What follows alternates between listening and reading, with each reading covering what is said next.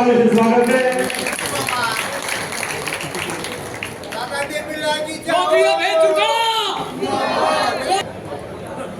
चौधरी अभय सिंह चौटाला जी,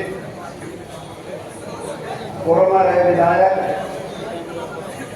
नरेश शर्मा पालरी जी, जिला के प्रधान जय भगवान पहलवान जी, कार्यकारी जिला प्रधान रामनिवास सैनी जी, युवा स्वर्गीय नरेश सिंह राठी जी के लगते जिगर जितेंद्र जी राठी, हमारे पुराने मित्र जयराम खन्ना जी, पुराने साथियों पहलवान जी इंद्र सिंह जी ढोल, प्रदीप जी,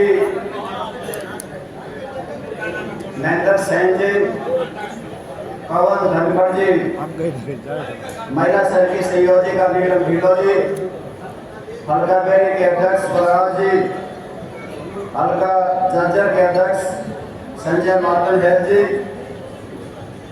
बहादुरपुर के अध्यक्ष राजेंद्र सिकारा जी, बादली के अध्यक्ष रमेश सिलानी जी,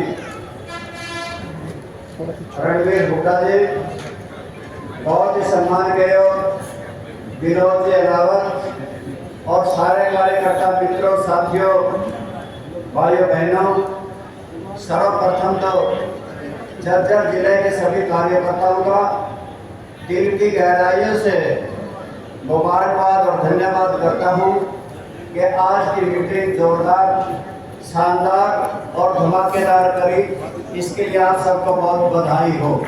साथियों, हरियाणा प्रदेश किसानों का प्रदेश, कमेरे बड़े प्रदेश है, ये कमेरों का प्रदेश है, छोटे छोटे कर्मचारियों का, दुकानदारों का प्रदेश है। और भारतीय जनता पार्टी और जेजेपी गठबंधन की जो सरकार बनी वो गठबंधन नहीं था, वो ठगबंधन था जिसने इस प्रदेश को लूटने का काम किया। सर्वप्रथम तो इस देश के अन्नदाता के साथ धोखा किया। अन्नदाता से ये कहा था कि 2021 में आमदनी दोगुनी कर देंगे, कहा था किसान से किसानों एमएसपी का कानून बनाएंगे, कहा था किसानों से कि किसानों चिंता मत करो, आप सबको एमएसपी का कानून बना करके देंगे। परंतु साथियों, जब 2022 निकल रहा था तो किसान पूछ रहा था हमारी आमदनी दोगुनी कब होगी, तो भारतीय जनता पार्टी ने अडानी और अंबानी और बड़ी कंपनियों के कहने पे 3 कानून इस प्रकार के बनाए कि किसान को उलझाने का काम किया।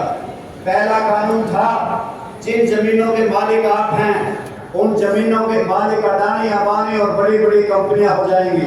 दूसरे कानून में था कि एमएसपी का कानून, एमएसपी नहीं बनेगा, एमएसपी नहीं मिलेगा।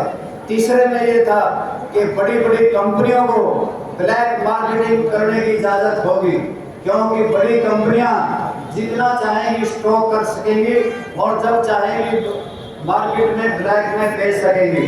और जिन्हें हम आरटीआई कहते हैं, उन्होंने भारतीय जनता पार्टी कह रही थी ये बिचौलिए हैं, इनको खत्म करेंगे, मंडी समाप्त कर देंगे। और साथियों फिर किसान तिल मिलाया।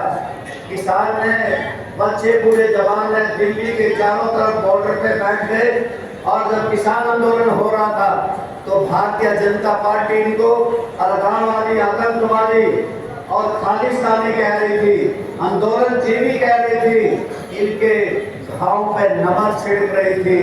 तो किसान ने ठान ली थी 380 दिन तक आंदोलन चला, 700 से ज्यादा जाने चली गई और किसान ने कहा कि जान हथेली पे रख के आए हैं, हम कानून लागू नहीं होने देंगे, जान ले लेंगे पर ये कानून, काले कानून लागू नहीं होने देंगे। तब इस देश के प्रधानमंत्री को होश आया। 380 दिन के बाद वो कानून वापिस लिए और ये कहा कि इस देश के किसानों से माफी चाहता हूँ, मैं इन्हें समझा नहीं सका। साथियों, इतना ही नहीं, मेरी फसल मेरा ब्यौरा लेकर के आए, ये फसल किसी की, ब्यौरा किसी का, जमीन किसी की और बैंक के खाते में पैसे किसी के जा रहे हैं। प्रधानमंत्री फसल बीमा योजना लेकर के आए, बीमा कंपनियों को मालूमात कर दिया और किसान को कंगाल कर दिया। आपके सामने है, अगर टिम्बर कनेक्शन लेना पड़े किसान को तो फिर तरह तरह की शर्तें लगा दी कि किसान अपने खंबे के पीछे जमा कराएगा। तार के पीछे जमा कराएगा, किसान इंसुलेटर के पीछे जमा कराएगा, ट्रांसफार्मर के पैसे जमा कराएगा, कोठा बनवाएगा, ओसवाल के मोटर लाएगा, पाइपलाइन बिछाएगा, बवाल सिस्टम लगवाएगा, ड्रिप इरिगेशन सिस्टम लगवाएगा। जब सारी कंडीशनें पूरी करके गया तो जब जाकर के महकमा वालों ने बता दिया, ठेंगा दिखा दिया कि आपका कनेक्शन नहीं होगा क्योंकि आप तो डार्क जोन में आते हो।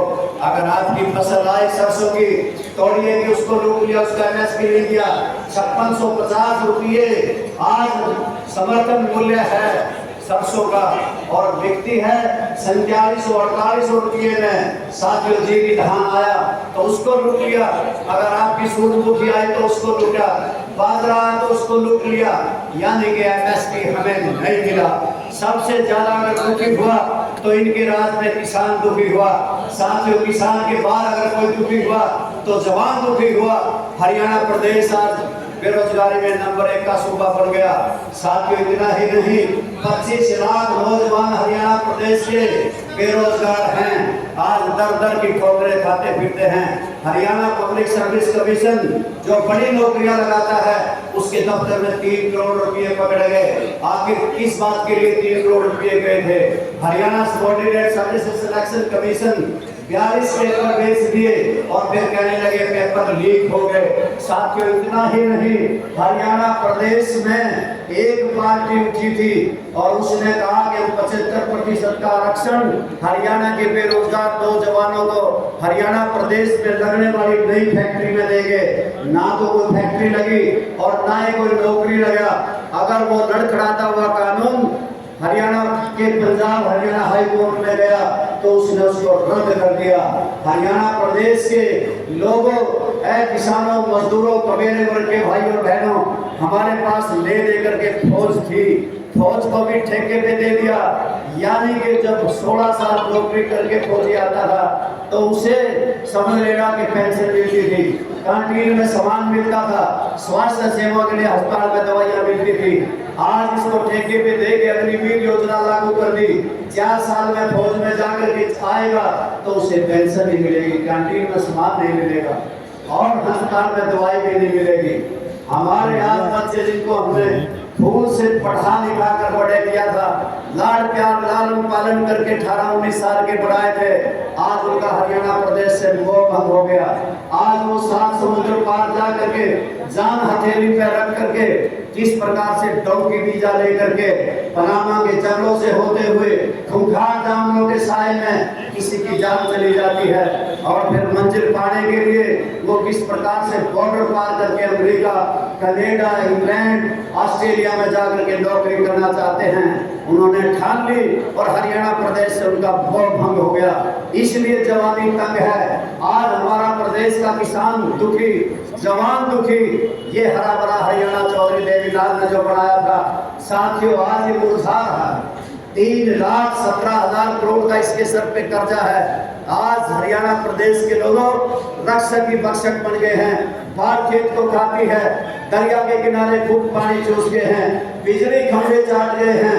आज अस्पताल हैं तो डॉक्टर नहीं, आज हरियाणा प्रदेश में स्कूल है तो मास्टर नहीं, मास्टर है तो किताबें नहीं। आज साथियों जल घर है तो जल नहीं, आज बिजली घर है तो बिजली नहीं, सड़कें टूटी हैं, आज नहरें सूखी हैं। आज हरियाणा प्रदेश में आप सबको याद होगा जब कोरोना काल था और कोरोना काल के माहौल में हम जी रहे थे तो भय का माहौल था। ये भारतीय जनता पार्टी प्रचार कर रही थी कि कोई बाहर मत निकलना, कोरोना हो जाएगा, क्योंकि अस्पतालों में ना डॉक्टर थे, ना दवाइयां थी, ना